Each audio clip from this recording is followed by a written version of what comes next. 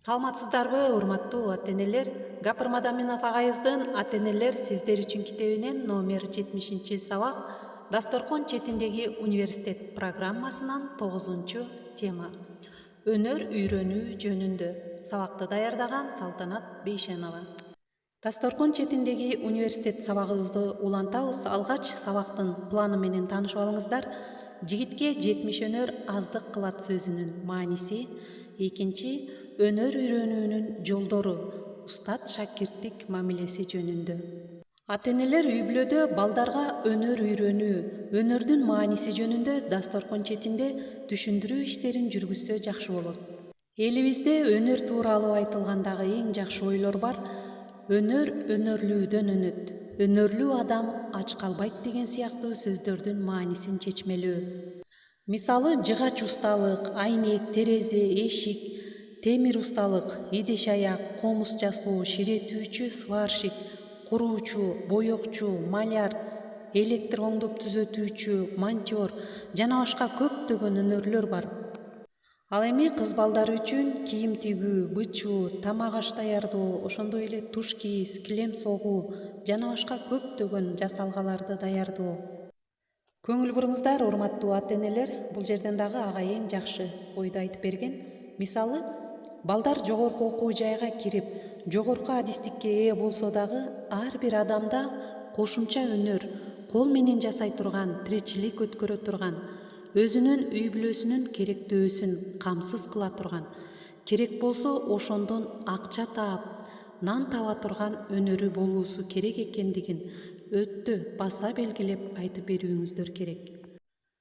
Жигитке 70 өнөр аздык кылат деген сөздүн маанисин чечмелегенде көп нерсе түшүнүктүү болот. Мүмкүн болсо, урматтуу ата-энелер, ошол 70 өнөрдү балдардын өздөрүнө жаздыртсаңыздар дагы болот. Ал эми кыздарга өнөрдүн түрлөрүн айтып түшүндүрүү баалуу болуп эсептелет. Өнөр жөнүндө эл ичинде айтылган афоризмдер, макал-лакаптарды айтып эстерине салуу. Мисалы, өнөрлүү ач калбайт, өнөрлүү озот, өнөрү жок тозот. Өнөр үйрөнүү бул ыйык иш, өнөрлүү болуу чыныгы адам болуунун бир белгиси. Дасторкон четинде кайсыл темада балдар менен баарлашсаңыздар, урматтуу ата-энелер, ошол темаңыздарга байланыштуу эң жакшы макал-лакаптарды, афоризм сөздөрдү мисал катары айтып, ошону балдар менен биргеликте чечмелесеңиздер, бул дагы эң жакшы таасирин берет. Ошондой эле Дасторкон четиндеги университетте өнөр үйрөнүүнүн жолдору, устат шакирттик маселеси жөнүндө дагы балдарга айтып берүү керек. Өнөр үйрөнүү үчүн кээде ошол өнөрдүн устаты болгон адамдарга шакирт болуп түшүү зарыл. Мисалы, устага, токарга, ширетүүчү сварщикке, куруучуга шакирт түшүп, 1-2 ай, 1 жыл акысыз иштеп үйрөнүү.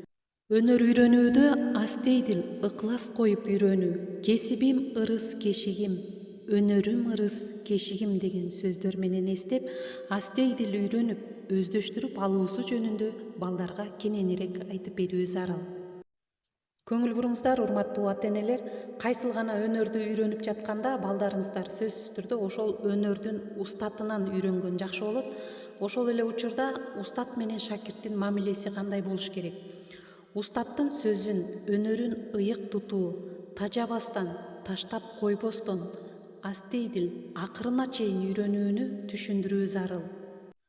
Шакирт түшүп, бир өнөрдү үйрөнгөндөн кийин ошол өнөрүнүн үйрөткөн устатын ыраазы кылуу, ага материалдык, моралдык жактан кызмат менен, белек, бечкек менен ыраазы кылып, дубасын алуу дагы бул өнөр үйрөнүүнүн ыйык бир жолу болуп эсептелет.